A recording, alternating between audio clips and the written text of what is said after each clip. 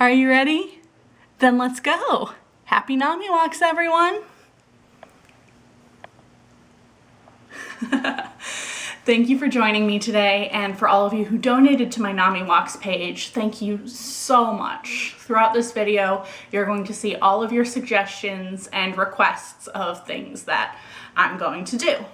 For those of you who are just joining and have never heard of NAMIWalks, NAMIWalks is a fundraiser for the organization NAMI, that is the National Alliance on Mental Illness. NAMI is the largest grassroots mental health organization in the entire United States, and it helps with education and advocacy and programming to help people with mental health conditions like me and our families. What NAMIWalks is usually it's a 5K, but this year, because of coronavirus, we have NAMIWalks Your Way, because we can't really meet in person to do a 5K walk. That would be dangerous. What I decided to do was make a video with suggestions from all of my donors of things to do. Those things could have been an exercise, a silly thing, or talking about something related to my mental health, or talking about something related to anything else. But all you had to do was donate to my page. And as of right now, we managed to raise $650. And that's just me. And that's amazing. So there's still a little bit of time to donate as of when I'm making this video, though by the time you see it, the NAMIWalks fundraiser might be up. But you can always donate to NAMI by going to nami.org or become a member. Membership starts at $5, and there are different levels of membership depending on what you can afford. So, with that being said, let's actually begin and start my creative video for NAMIWalks Your Way. To start with, I'm going to have to get all this out of the way because only one person asked me to do an exercise, but that exercise was burpees. Now, I had to look up what a burpee was because I am not an athletic person, nor do I train in any capacity, but they look really hard. And I'm sorry to say, I am not physically capable of doing a push-up, so I'll have to do a modified burpee with just a plank, and it may or may not actually work. So let me move this out of the way, and through the magic of videos, you won't even have to see me do it. You'll just see me in the ready position to do a burpee. Ooh, magic. So I'm sitting down so you can see my face before I start the burpees. And I'm going to just do my best. Yeah, my donor asked that I do 10. So, here it goes.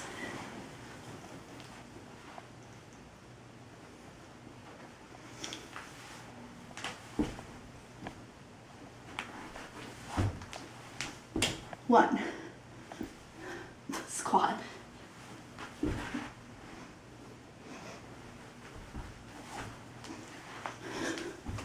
Two. This is hard. This is really hard.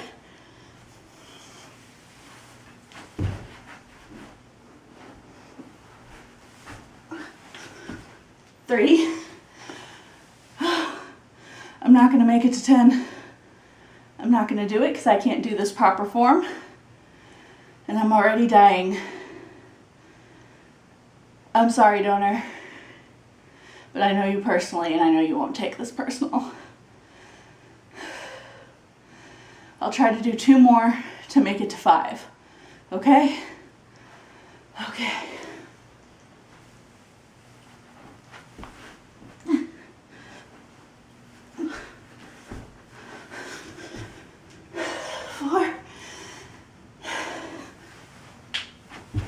Oh, I failed. That crack hurt. I'm sorry. I love you. Goodbye.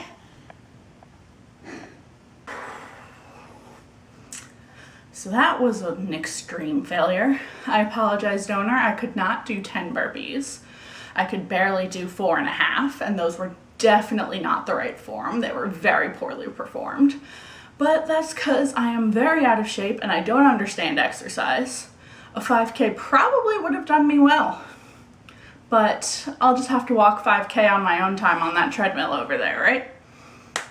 The point is, I didn't quite do that task, but hopefully the donor was okay with seeing my attempt at doing that task. In any event, though, thank you so much for donating, and I'm sorry that I couldn't get your burpees in. Next, I have a donor who asked that I do my video in cosplay, because as some of my donors know, as some of my friends know, I'm a cosplayer and I really like to cosplay, which is costume roleplay, I think is the term of the words, not sexy roleplay, but like LARPing. So I'm just gonna take a moment and change into that cosplay. So, count of 3. 1, 2, 3. And with that, the magic of video editing, I am now Aziraphale, a character from the book Good Omens by Neil Gaiman and Terry Pratchett, and also from the TV miniseries by the same name. The character I play, Aziraphale, is played by Michael Sheen, and his counterpart, the demon Crowley, is played by David Tennant. The reason I'm telling you this, I love Good Omens so much. It's not even funny how much I love it. And that would be one of my recommendations to you, which leads into my next donor request, which is book recommendations. Now, Aziraphale loves books. Nikki, me, also loves books. And so, as Good Omens is one of the recommendations, I've got a stack here that I'm going to recommend to you. First, I'm going to put on my glasses though, because even though the character doesn't really wear glasses, I can't see without mine.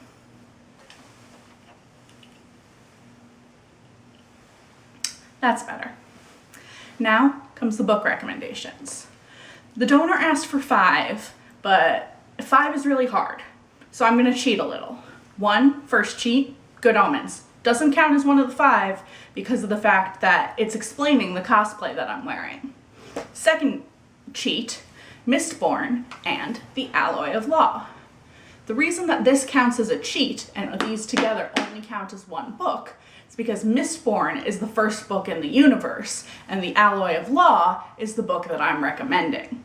However, you have to read Mistborn and its 2 sequels before you read The Alloy of Law if you really want to get the full sense of the universe. The Mistborn trilogy is its own amazing story, and I love it a lot. It's got magic, it's got intrigue, it's got romance, and that's very generic, but it's so hard to explain the Mistborn series without giving anything away. The reason I am recommending The Alloy of Law and not Mistborn itself, even though I am recommending Mistborn itself, that's why it's a cheat, but The Alloy of Law I like even better because it adds so much more humor, and it's really punchy and quick-witted. And it's also a Western. So you take the magic and the intrigue and the humor and the punchiness and you put it all in a Western. And that's Alloy of Law, and I love it so much. That was my first book recommendation. 2 books, 1 recommendation.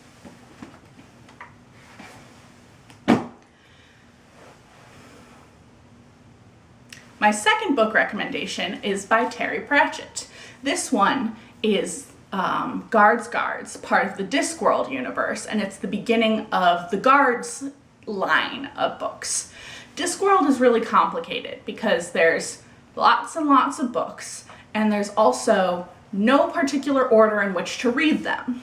However, it's best if you read the lines or the short sort of plots in order. So this one, The Night Watch, The Guards, starts with Guards. There's others like the Magic series that starts with The Color of Magic, or the Witches series. They're all part of Discworld. But you can read each of them without having read any of the other ones. They just fill out the world more and more. Now, I like the Guards line a lot. It's very funny and it's very timely at the same time, because you get this guard of the Night Watch, Samuel Vimes, who you may have heard of before. But Samuel Vimes is the grumpiest, curmudgeonliest guard there is, who is so good at his job, he's bad at it, or so bad at his job that he's good at it. I'm not sure which one. Probably both. But Samuel Vimes is an amazing protagonist. And he's not even the actual protagonist. That would be Corporal Carrot. And it sort of shifts between the two as who's not perspective taking exactly, but who's the actual protagonist. I'm not doing this very good justice, but it's really, really good, and I can't recommend Terry Pratchett, Discworld, and Guards enough.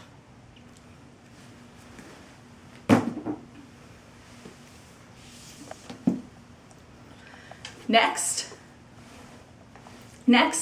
is The Raven Boys by Maggie Stiefvater. I really can't pronounce her name, and I apologize for that.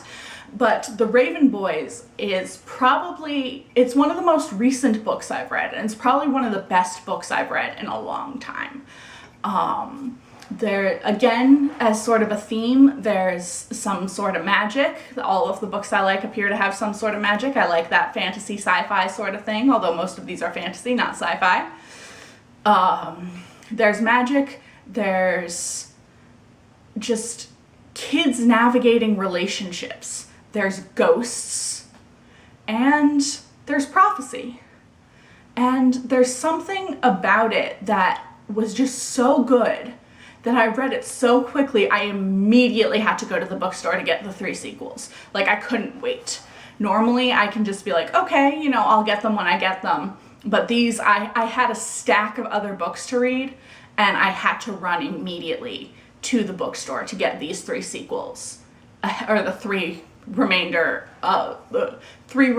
books in this series before getting to reading any of my other top pile of stacks.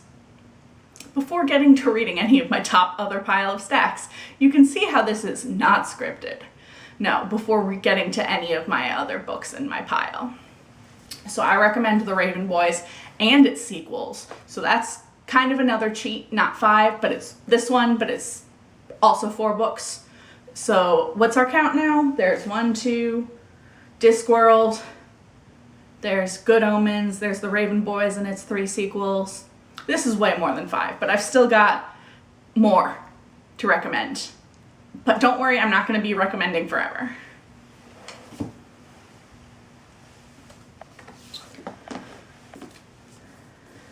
The next book is What They Always Tell Us by Martin Wilson. This book I'm recommending because I read it in high school, and it was one of the first books I related to about being a kid with depression. This book might be a little hard to read for some people, but that's only because it does deal with depression and the consequences of being a kid with depression in a very pragmatic light. And it's also very hopeful, but it has its twists and it has its dark times. But I related to this book a lot when I first read it. And I still really like it, even though I don't quite relate to it as much because I'm no longer a teen. But there's a line in the book that is just, it's like I saw in her face the fear that was in mine and the emptiness or something. I don't remember the exact quote because it's been so long since I read it. But this one is a high recommendation, especially if you're looking for something about dealing with mental health conditions. And especially if you're looking for something to give to your kids to read with a character that they might be able to relate to, and be able to see that there is hope at the end of the tunnel. My next book recommendation is a cheat, again, because it's a graphic novel. Well, rather, it's manga. It's Full Metal Alchemist. There is, I believe, well, there's a lot of volumes of Full Metal Alchemist, but something that's great about Full Metal Alchemist is it's a story for even people who don't like manga. you know, I might recommend you watch the anime, which is a sneak preview of my next request from a donor, anime recommendations. But if you don't like reading manga, I would recommend watch the anime. But if you like to read and you like comic books / graphic novels, definitely read the manga. It's a political maneuvering story. It's about being involved in war. It's about being involved with science. It's about relationships. It's so complicated and so hard to break down. I believe that Full Metal Alchemist is honestly one of the best stories I've ever read in any medium. And that's simply that. And also, it's got awesome art. Hiromu Arakawa is incredible. And so that's that book recommendation. So no matter what number we're on right now of numbers of books, which is definitely more than 5, I have one more book recommendation. And unfortunately, I don't have the book with me because I lent out my copy at one point and I haven't gotten it back. But that book is called They Both Die at the End by Adam Silvera. This is definitely one of the best books I've read in a long time. And I know I said that about The Raven Boys. The Raven Boys, I would say, is one of the best books I've read recently. They Both Die at the End is one of the best books I've read in a long time.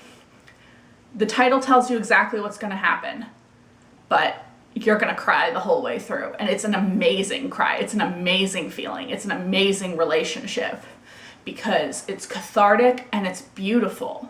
The premise behind it is, what if we lived in a world where you got a phone call on the day you were going to die? So then you don't know, and then all of a sudden one day you wake up and find out you have 24 hours to live. How are you going to live that day? And so this is the story of a series of characters who get that phone call and how they live their last day. It's beautiful and it's tragic, but it's amazing. And I love that book. That's one of my favorite books. It quickly jumped to like my top favorite books of all time. So those are my book recommendations, both as Nikki and as Zerophale. Hopefully that was what you wanted to see, my donor. Hopefully that was helpful, and soon we will, and hopefully that's helpful to everyone who likes reading, and we can move on to my next donation request. Hopefully you enjoyed the book recommendations. My next donation request is anime recommendations. Now, for those of you who don't know, I like anime, I like cartoons, I like books, I like manga, I like video games, I like stories in whatever form they take. And for anime recommendations, it's, again, there's a lot, that's like asking for TV show recommendations. Anime isn't just a genre like science fiction or realistic fiction or crime drama. Those are all subgenres within anime. So it's like saying, hey, I like TV. Well, what do you like on TV? Do you like reality TV? Do you like dramas? Do you like comedies? Do you like action comedy? Do you like science fiction romance? What do you like? So this is a bit vague, but again, I'm going to recommend Full Metal Alchemist for the same reasons. But I'm going to recommend, let's say, 3 other anime. The first one is Yuri on Ice. And I recommend Yuri on Ice for the same reason that I recommend Good Omens. And that's because I personally love them so much. I know they're not for everyone. Yuri on Ice is an anime about figure skating, and also an anime about relationships. But it's beautiful, the animation is great, and I love the characters. I fell in love with those characters. But I know it's not for everyone. But that's my number 1 recommendation right now because of how important it is to me personally. My second recommendation, well, I guess my third, because Full Metal Alchemist was my first, and that's my overall recommendation. But my next recommendation is Princess Jellyfish. Princess Jellyfish, or Kuragahime, is one of those anime that I watched the first 2 episodes in Anime Club one year, and then all of a sudden, everyone, in spite of what they normally like, wanted to watch the rest of Princess Jellyfish.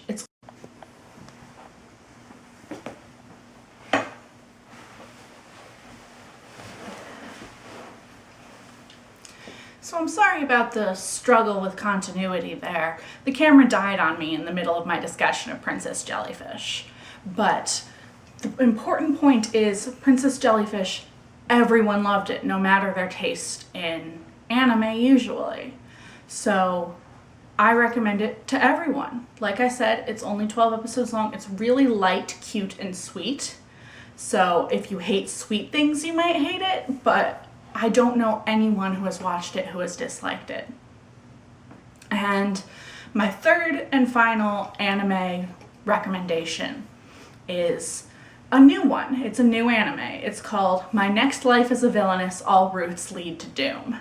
And it is hilarious. It's very anime, very tropey, but it's about this girl who dies in her real life and then gets reincarnated into her favorite video game. And that video game happens to be a not boys love, a otome game. Otome meaning you sort of choose your romanceable path.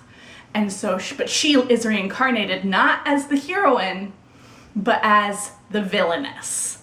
And so she has to spend her life figuring out a way to not get killed or banished, depending on the route the actual heroine takes. And she just turns the whole game on its head. Everything is topsy-turvy. It's the funniest thing I have watched in a very, very long time.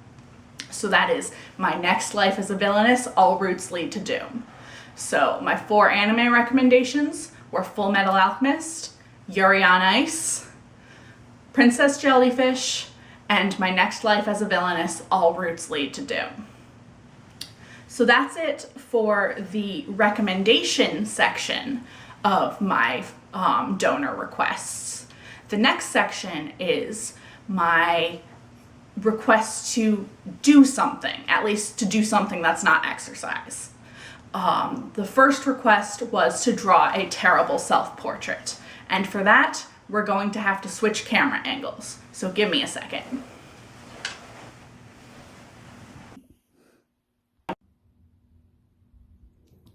So now that I've changed perspectives, I'm going to work on my next donor request, which is to draw a terrible self-portrait.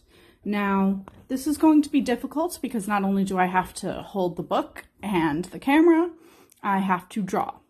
So there might be a little bit of fumbling here as I try to get this to work. So as I draw this, the point of the terrible self-portrait is it has to be, wow. The point of the terrible self-portrait is it has to be more effort than a stick figure, but it can't be good, which is okay because I am not a good artist. So now let me see if I can set this up a little better.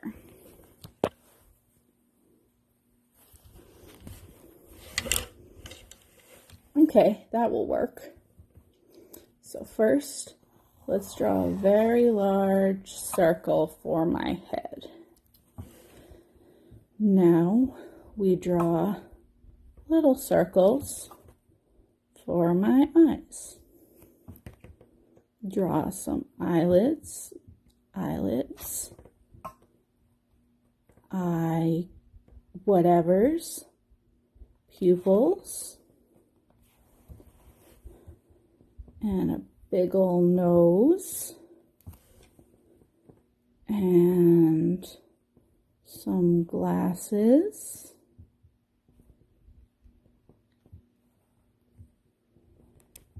even though my glasses aren't square. I'll need some ears That left ear is much bigger than the other one, but now the glasses have a place to go. Sort of. They're not even. Draw some eyelashes. Eyelashes. Eyebrows. Smile. Smile. Now I need some hair. So what shape is my hair? My hair kind of goes like that.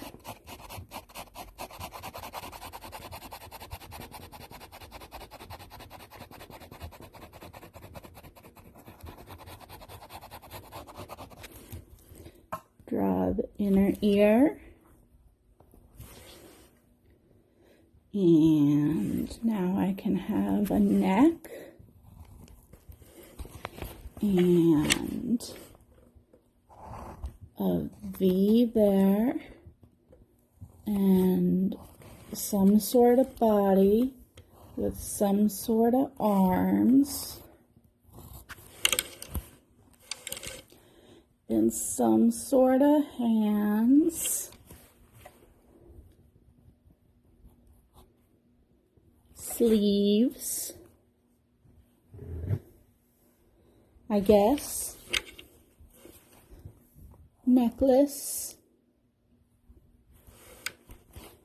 I don't really have a chin apparently, and I can have a dress because I don't feel like drawing pants. There we go. That's my terrible, terrible self-portrait.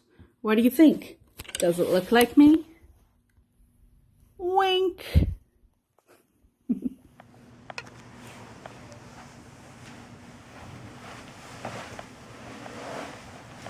Oops.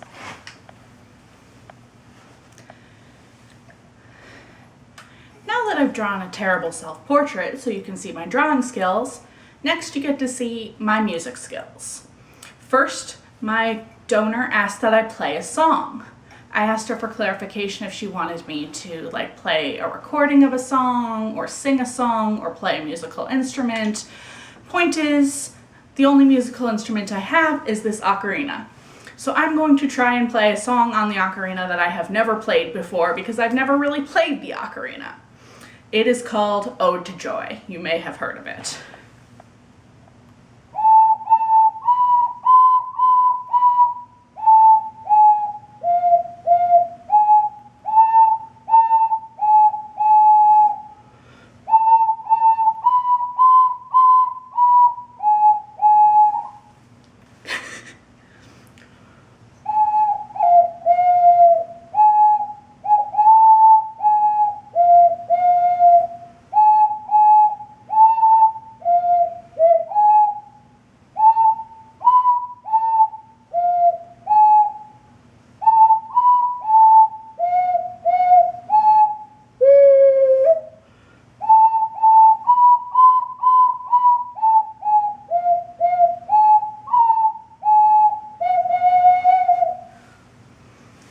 So that was my rendition of Ode to Joy on the ocarina.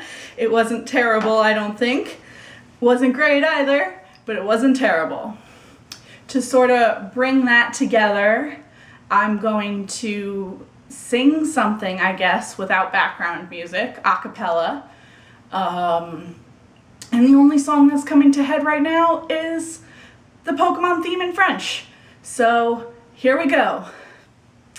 Un jour je serai le meilleur dresseur, je me battrai sans répit.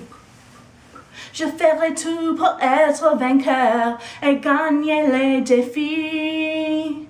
Je parcourrai la terre entière, trinquant avec espoir. Les Pokémon et le mystère, le secret de leur pouvoir. Pokémon, notre palais, c'est notre histoire. Ensemble pour la victoire, Pokémon, rien ne nous arrête. s'arrêtera, notre amitié triomphera. Pokémon, attrapez-les, même à notre âge. Un voyage d'apprentissage, ça demande du courage.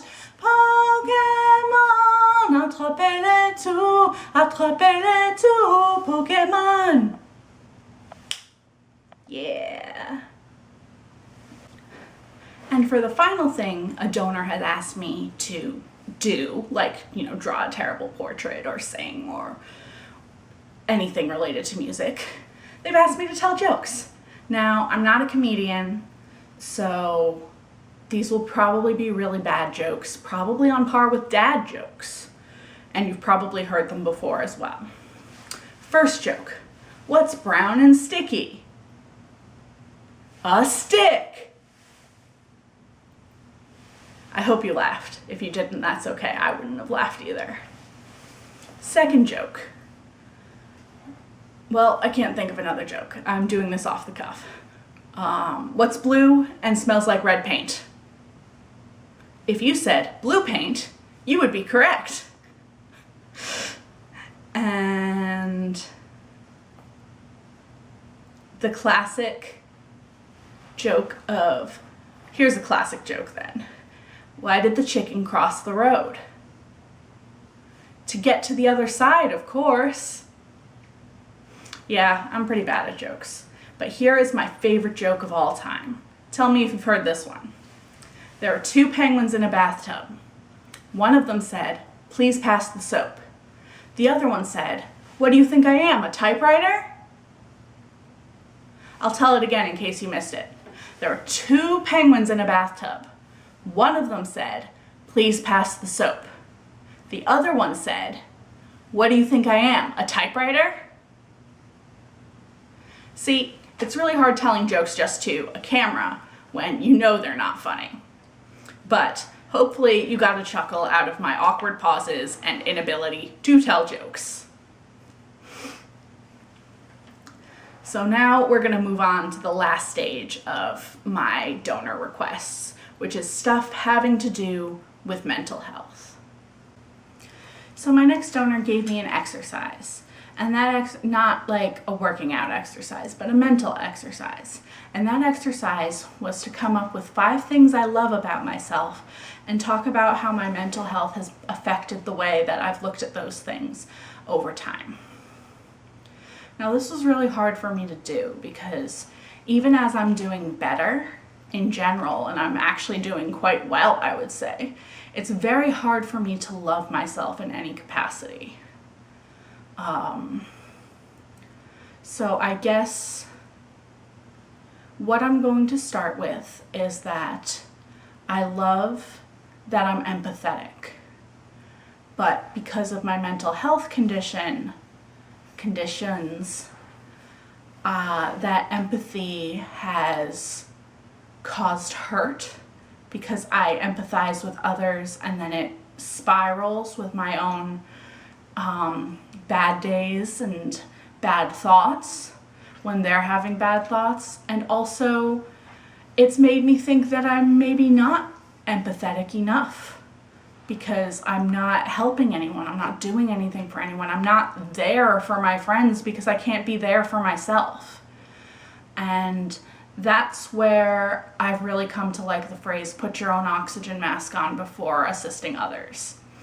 And that's a cliche at this point, but I actually heard it for the first time in that book, What They Always Tell Us, that I mentioned earlier. If I can't help myself, then I can't help others. And that's one of the things I've learned. So it's not that I'm not empathetic, it's that I am empathetic, but I need to help myself first so I can work on helping others. Because you can't serve bread from an empty basket, you can't pour water from an empty well, all those cliches. If I'm at nothing, then I've got nothing to give. The next thing I love about myself, this one's a little superficial, but I love the shape of my nose.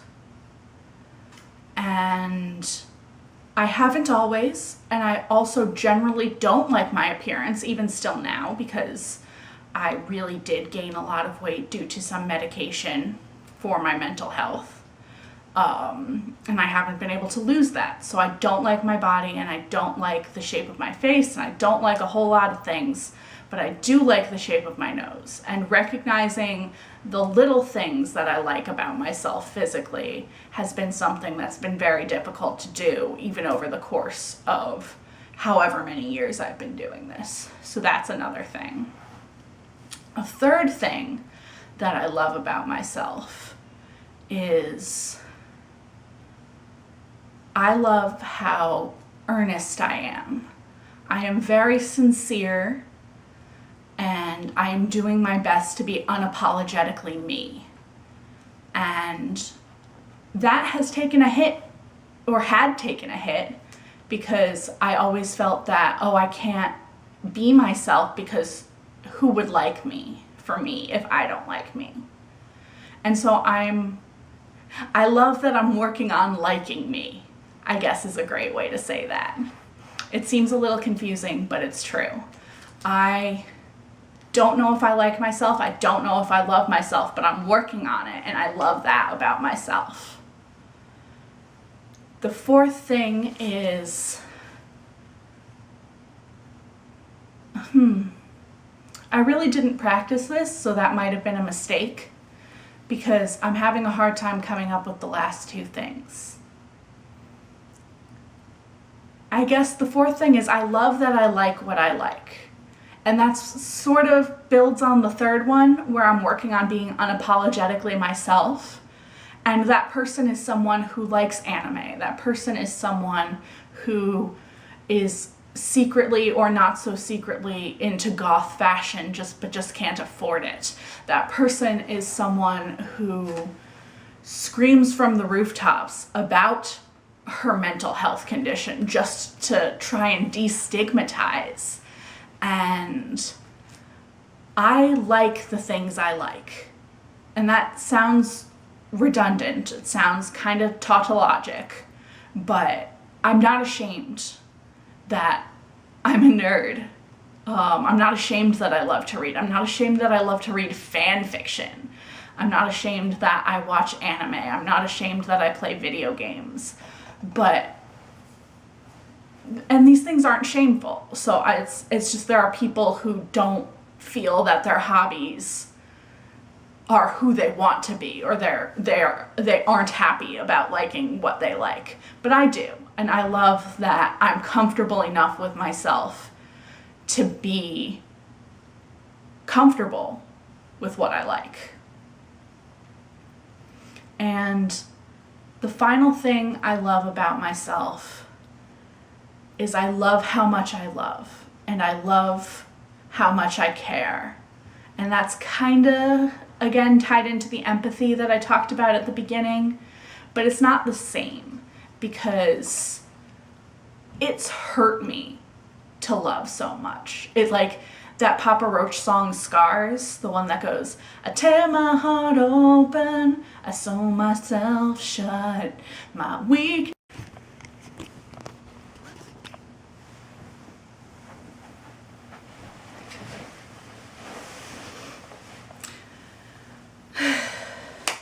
My weakness is apparently that this camera is not very good at holding battery and does not have very much space.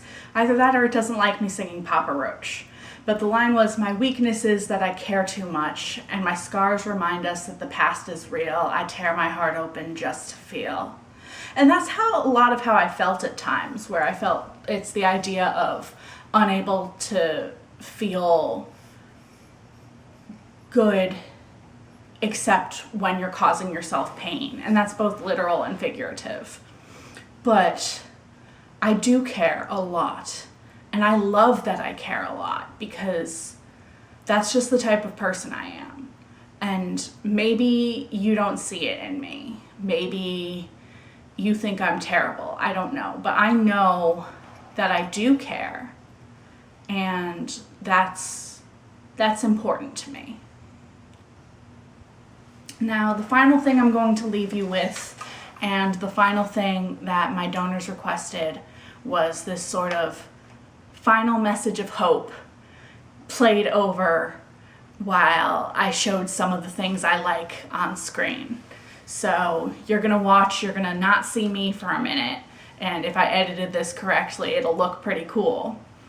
But it's cliche to say, but it does get better. And it doesn't get better on its own. It gets better with help from friends and family. It gets better from therapeutic help. It gets better from medical help. It gets better from practice and practice and practice of your skills that you learn, whether they be cognitive behavioral therapy or dialectical behavioral therapy or talk therapy or other coping skills from all sorts of other places. It takes work to get better, but it's possible. I got better, and I didn't think I would. I mean, I'm not cured. I'm going to live with my bipolar disorder and my anxiety disorder and my ADHD. I'm going to live with those for the rest of my life. But I'm in recovery, and I'm on a wellness journey. And that's what it is. It's a journey. It's not a destination. And it's never going to be a destination. There's not going to be one day where you can say, whoop, I'm cured. But it is going to get easier. And yeah, there's going to be ups and downs. But everybody has ups and downs, even if they're neurotypical.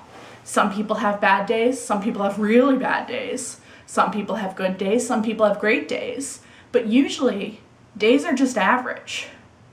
And for me, that's what I was going for. It's just the ability to have an average day. And I do. I have average days all the time. And that might not sound like an accomplishment, but it is. It's amazing to not be sad all the time. And yeah, I'm still sad sometimes. Yeah, I'm still critically depressed sometimes. And sometimes I'm manic, although that's mostly managed too. But most of the time, I exist within the realm of average human emotion. And I feel so good about that. It's taken years of work, and it's going to keep taking years of work. It's going to take my compliance with my medication regimen. It's going to take compliance with my therapeutic regimen. And it's going to take help from my friends and family. But I know they're there for me. But more importantly, I'm there for me. I'm ready to make steps towards recovery. And it does get better. It really does. You can get knocked down and get back up again. And that's all you have to do is get back up again. Even if you keep getting knocked down step after step after step. As long as you get back up again, you win. What do you win? Life. You win. You win because you keep getting up again. And the only one in life you're fighting against is yourself. And sometimes you are your own worst enemy, but you're also your best ally.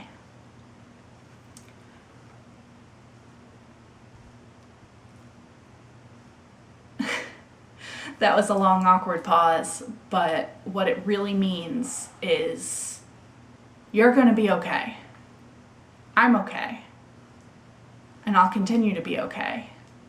And I'll continue to mess up, and I'll continue to have bad days, and I'll continue to have manic days. But I'm going to be okay. And that's how I know you will be too. Because from the time I was little until about a year and a half ago, I woke up every day wishing that I wouldn't have woken up. I woke up every day wondering if it was normal to feel like I wanted to not be here, that I wanted to die. And I woke up every day tired, weary, even though there was nothing wrong in my life, except for what was wrong in my head.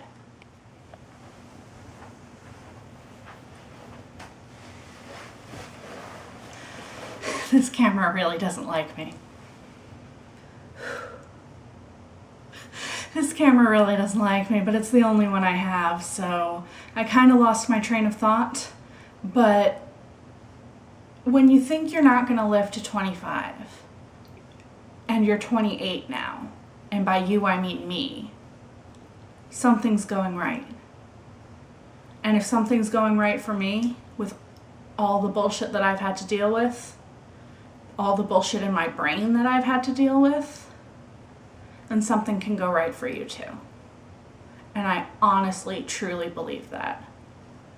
There is no one who is not able to move forward in a recovery journey, in a wellness journey.